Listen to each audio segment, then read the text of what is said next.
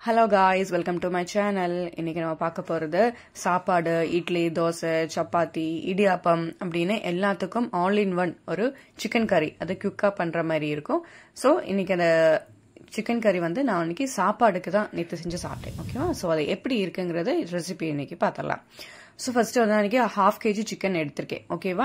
அந்த 1/2 kg சிக்கனை நல்லா கிளீன் பண்ணி வாஷ் பண்ணி எடுத்துக்கிட்டேன். சோ அதை ஒரு பெரிய பவுல்ல போட்டுக்கலாம். 1/2 kg சிக்கன் போட்டதுக்கு அப்புறமா இதுக்கு ஒரு பேஸ்ட் வேணும். சோ ஒரு சின்ன ஜார்ல வெங்காயம், தக்காளி, அதுக்கப்புறமா பச்சை மிளகாய் உங்களுக்கு காரத்தை ஏற்ற மாதிரி எடுத்துக்கோங்க. அதுக்கப்புறமா மஞ்சத்தூள், மிளகாத்தூள், கரம் மசாலா, மல்லித்தூள் எல்லாத்தையும் போட்டு இஞ்சி பூண்டு பேஸ்டும் போட்டு நல்லா பேஸ்ட் மாதிரி அரைச்சு எடுத்து இந்த சிக்கன் மேல போட்டுக்கலாம். ஓகேவா? போட்டதுக்கு அப்புறமா கொஞ்சம் கறிவேப்பிலை, மல்லி, புதினா, தயிர், உப்பு. ஓகேவா?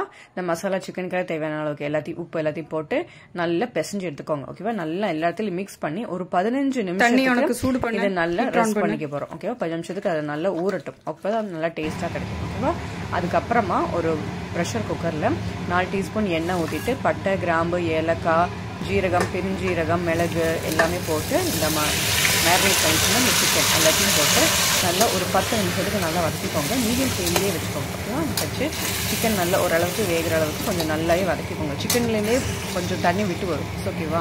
ஸோ நீங்கள் போட்டதும் சிக்கன் ஆட் பண்ணதும் தண்ணி விட்டுறதும் அவசியம் இல்லை. இந்த மாதிரி 10 நிமிஷம் நல்லா கொதிச்சதுக்கு அப்புறமா ஒரு 2 கப் தண்ணி ஊற்றி மீடியம் ஃப்ளேம்லேயே வச்சு ஒரு 2 விசில் வச்சு எடுத்துக்கோங்க. ஓகேவா? இந்த மாதிரி சிக்கன் நல்லா வெந்ததுக்கு அப்புறமா 2 விசில் வச்சு எடுத்ததுக்கு அப்புறமா திருப்பி ஸ்டவ் ஆன் பண்ணி நல்லா கொதிக்க விடுங்க. ஓகேவா? இந்த மாதிரி கொதிக்கிற சைடில் நமக்கு இதுக்கு வந்து இப்போ தண்ணி மட்டும் தான் ஆட் பண்ணியிருக்கோம். ஓகேவா? கொஞ்சம் குழம்பு பதத்துக்கு வேணும்னா நம்ம தேங்காய் பழம் மசாலா ஏதாவது வேணும். ஸோ சைட்லேயே ஒரு ஜாரில் ஒரு 1/4 கப் தேங்காய் துருவினது, கொஞ்சம் வந்து கேஷ்யூ நட், அதுக்கப்புறமா பெருஞ்சீரகம், கொஞ்சம் வந்து கசகசா எல்லாத்தையும் ஆட் பண்ணி கொஞ்சமாக தண்ணி ஊற்றி திருப்பி நல்லா ஃபைன் பேஸ்டா அரைச்சி எடுத்துக்கோங்க. ஓகேவா?